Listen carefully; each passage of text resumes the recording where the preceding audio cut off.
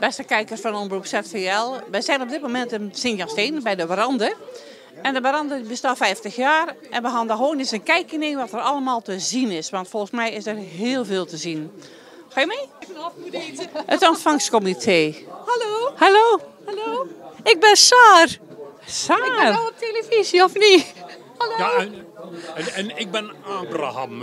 Abraham en 50 jaar Warande is Sarah en Abraham. Ja, of zijn we nou 50 jaar getrouwd? Ja, maar jij weet het nooit goed, hè? Het is allemaal moeilijk om wat te onthouden voor jou, hè? Ja. We zitten een beetje het welkomstcomité hier. Wij zijn niet het welkomstcomité. Oh, echt, mag iedereen nog een bonnetje meegeven, heb ik gezien. Wij mogen zo'n mooi briefje meegeven. En Bram die tovert uit zijn hoed. Tovert hij dan van die consumptiebonnen. Ja. Leuk, hè? Maar ik heb al gezien dat dat hier niet zo best gaat met dat tortje van jou hier, die cake. Dat was van een kunstgebied. Ja, een beetje wel. En ik heb het nogal druk met die mensen hier allemaal aan te spreken natuurlijk. Hè. Het is altijd nogal een knoeier geweest ook, hè? Ja, Dat moet maar dat moet je allemaal niet zeggen natuurlijk. We zijn nou op televisie, Bram. Mensen zien het goed. Ik heb hier voor me staan Tom Schouwaert. En Tom is voorzitter van Stichting de Warande. Tom, jullie hebben een feestje. Ja, wij hebben een feestje inderdaad vandaag.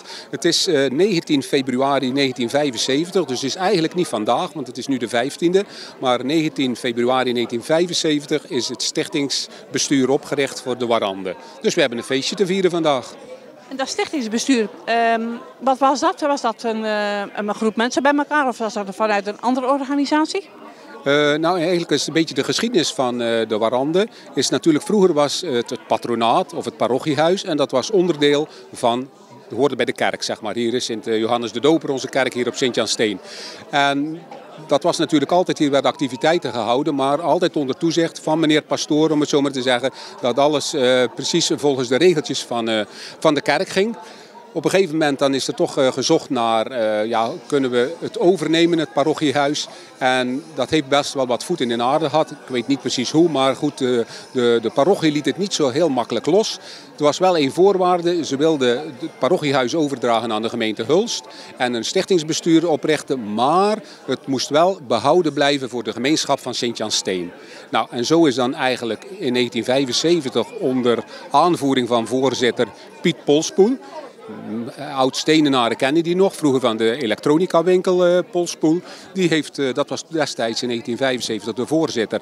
En nou goed, en zo is het van bestuur op bestuur gegaan. En we hebben een 8-koppige bestuur bij elkaar gekregen. En dat zijn eigenlijk allemaal mensen die betrokken zijn direct bij de Warande in een vereniging of in een stichting. En ik mag sinds 2017 de scepter zwaaien. Maar hebben jullie als stichtingsbestuur ook nog wensen? Wensen, ja, we hebben natuurlijk altijd wensen. Kijk, wij proberen natuurlijk, we hebben een hele goede contacten met de gemeente Hulst. Wij worden natuurlijk ook voor een groot gedeelte gesubsidieerd. Maar wij zijn heel zuinig op onze centjes. En wij proberen altijd het verenigingsgebouw, of zoals het nu heet het dorpshuis, steeds verder te verbeteren. We hebben nu onlangs een mooie grote televisie aangeschaft. Want dan kunnen ze weer naar de voetbal kijken of naar de koers. En wij zijn nu bezig met de inrichting. En we zijn aan het kijken naar de toneelzaal om die te verbeteren. Maar dat kan alleen maar als we, zoals ik zeg, goed op onze centen letten. Het niet over de balk gooien. En altijd kijken als we iets verbeteren in het voordeel van onze gebruikers. Want daar draait het om. Heb je ook nog behoefte aan vrijwilligers? Altijd. Dus die zijn bij ons altijd welkom. Dus als ze er zijn, geef je op. Kom een keertje meedraaien. Het hoeft niet elke dag te zijn. Het kan ook 1 dagje per week zijn. En het is denk ik heel belangrijk voor je sociale contacten. En om mee te doen op Sint-Jansteen, zoals we dat zo mooi zeggen. In ieder geval veel succes vandaag. En het wordt een hartstikke mooie dag. En tot de volgende keer. Dankjewel voor het interview. Graag gedaan in ieder geval.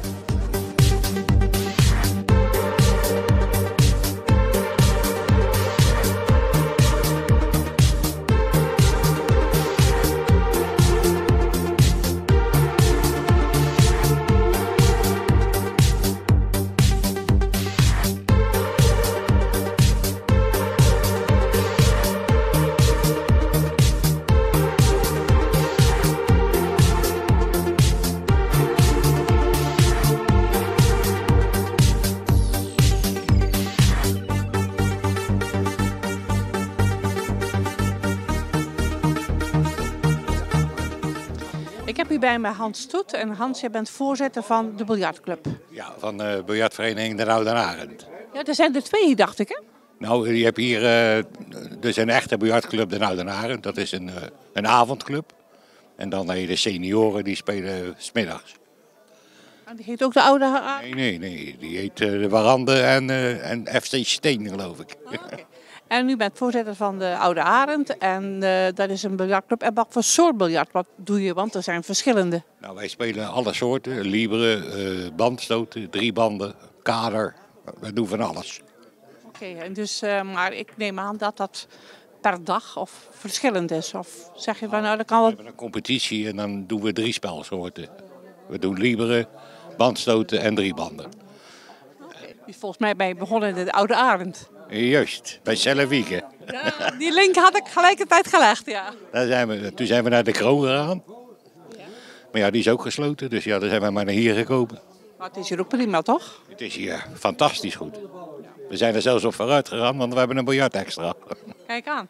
En wanneer spelen jullie? Welke dag? Donderdagavonds. Van hoe laat tot hoe laat?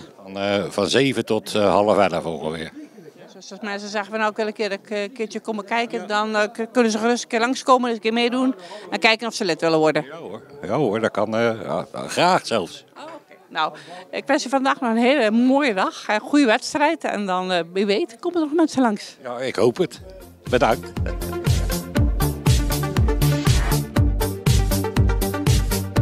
Het briefje mag je vouwen zoals je wil, de bal erop. En dan moet het briefje onder de bal uitgespeeld worden. Niet de bal van het briefje af, het briefje onder de bal uitspelen. Een interessante opgave.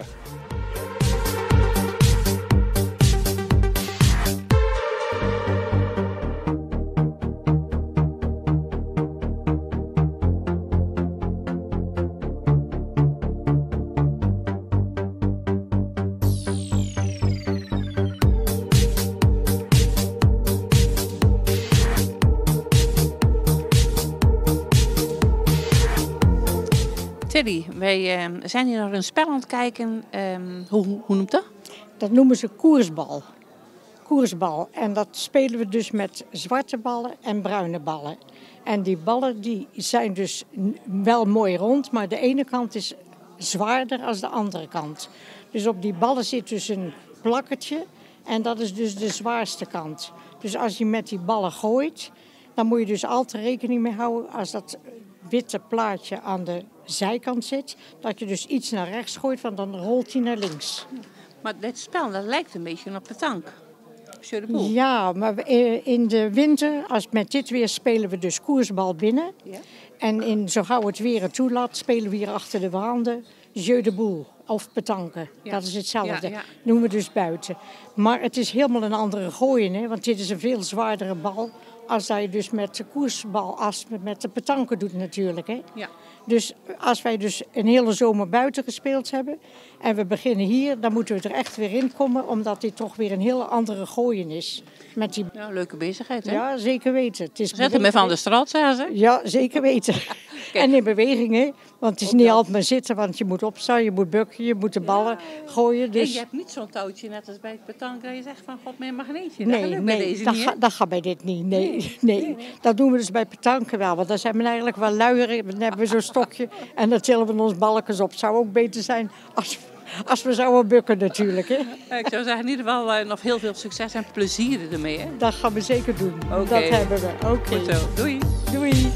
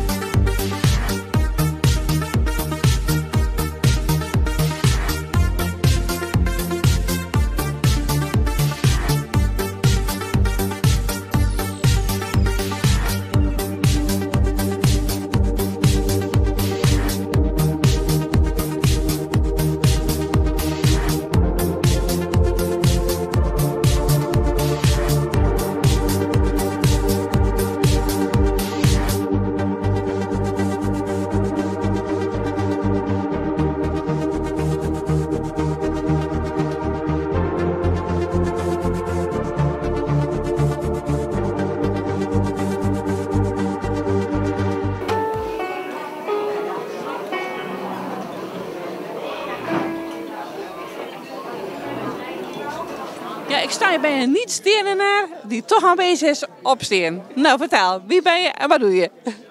Ik ben Twan Vassaert uit Terneuzen. En dan hebben we het over het Gregoriuskoor dat hier op Sint-Jan-Steen in de Warande repeteert. Ja, dat is hier het home, de thuisbasis. En ja, na de repetitie is het altijd gezellig even een trappist drinken in de juiste stijl natuurlijk. Ja, en dat is toch leuk. En even een vraag, want kijk, normaal was het zo dat jullie vaak in de kerk zongen. Alleen bij de kerken wordt het steeds minder. Wanneer gaan jullie nu nog uitrukken om te zingen? Ja, sinds de kerk hier gesloten is de kapel van Kapellenbrug de thuisbasis geworden. Maar nu met het sluiten van heel veel kerken in de parochie maken wij nu ook onderdeel uit van de teams van koren die dus ook per toerbeurt in de basiliek zingen bijvoorbeeld. Dus we hebben dan het kapelletje, we hebben de basiliek. We worden regelmatig in Terneuzen uitgenodigd voor bijvoorbeeld straks met de Pasen de hoogmis te komen zingen. Dus daar is geen gebrek aan eigenlijk. We kunnen zingen nog zoveel we willen. Wanneer repeteren jullie? Welke avond? Wij repeteren dinsdagsavonds.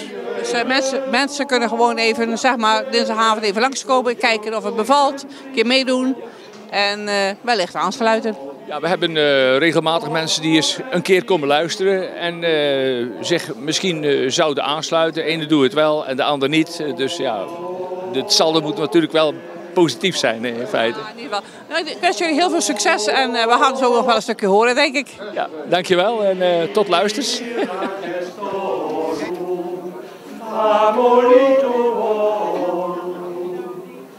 Solve columni, labire iactum, Sancte Ioanne, Nuntius Cielo, Veniem Supremo, et patrimonium, fore nascitur, nomen et vitae, seriem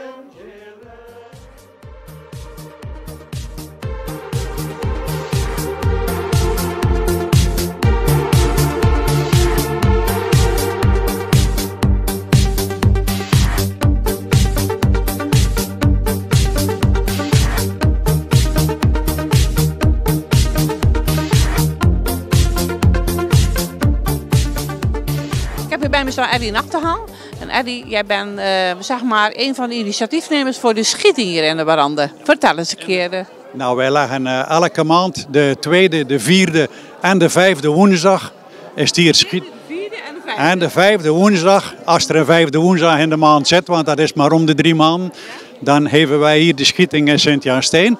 En de eerste en de derde woensdag is er op Heikant, in het Heiken. En dit is de schieting op de liggende web.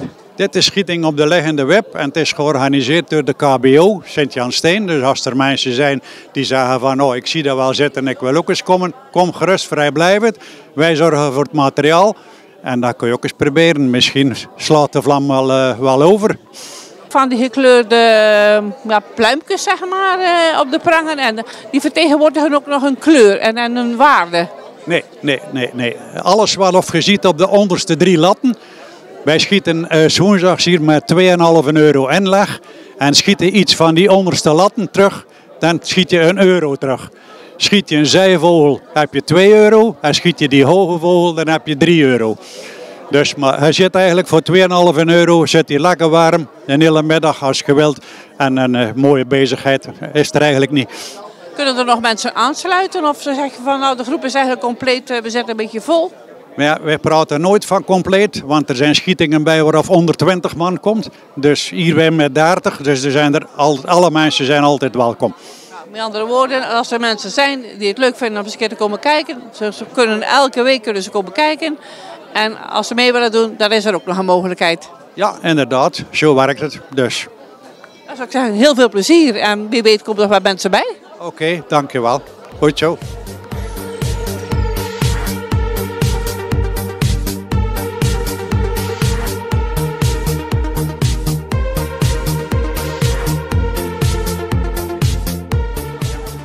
beste kijkers, we hebben vanmiddag heel veel activiteiten gezien hier in de Warande. Het is een gezellige boel. En wil je iets doen, kom gerust een keer kijken. En er is vast wel iets wat u leuk vindt om aan mee te werken. Tot de volgende keer.